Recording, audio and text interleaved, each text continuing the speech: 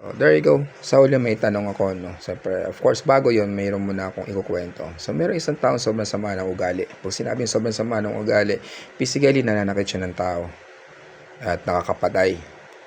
And then one day, he realized na lahat ng loved ones niya, kaibigan niya malalapit sa kanya, pati yung best friend niya, nilalayuan na siya at iniiwasan na siya dahil sa sobrang sama ng kanyang ugali.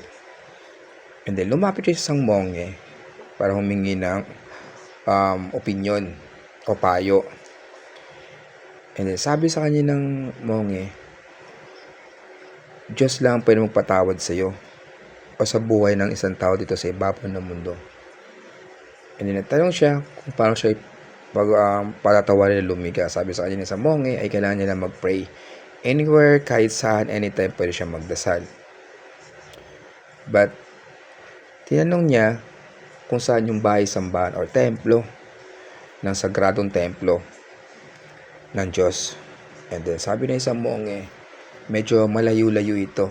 Kasi back then, sobrang onti lang mga believers. Sobrang onti lang naniniwala, kaya onti pa lang ang mga bahay-sambahan. And then, decidido yung lalaki na patawarin siya ng lumikha. Nilakbay niya sobrang layo ng sagradong templo o bahay-sambahan. No? Dumaan sa maraming pagsubok sa iba't ibang klase ng klima, tag-init, tag-araw, taglamig, at dumaan sa maraming pagsubok, mga mabangis na hayop. At andun na siya sa point na tanaw na ng kanyang physical na mata, hindi lang damdamin o pakiramdam, yung mismong bahay-sambahan o sagradong tahanan templo ng lumiga. Pero bago siya makatapok o makapasok sa loob, dahil sa kanyang mapinagdaanan sa samot-saring klase ng klima at mga bangis na hayop, siya ay nasawi. So basically, namatay siya bago siya nakapasok sa loob ng bahay-sambahan para humingi ng tawad mismo sa lumikha.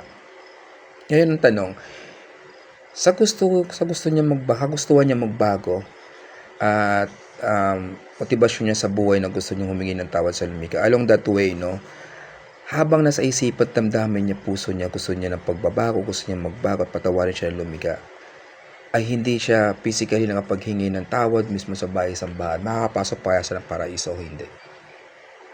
Or kahit pagpalagay na natin sa buhay natin ngayon, no?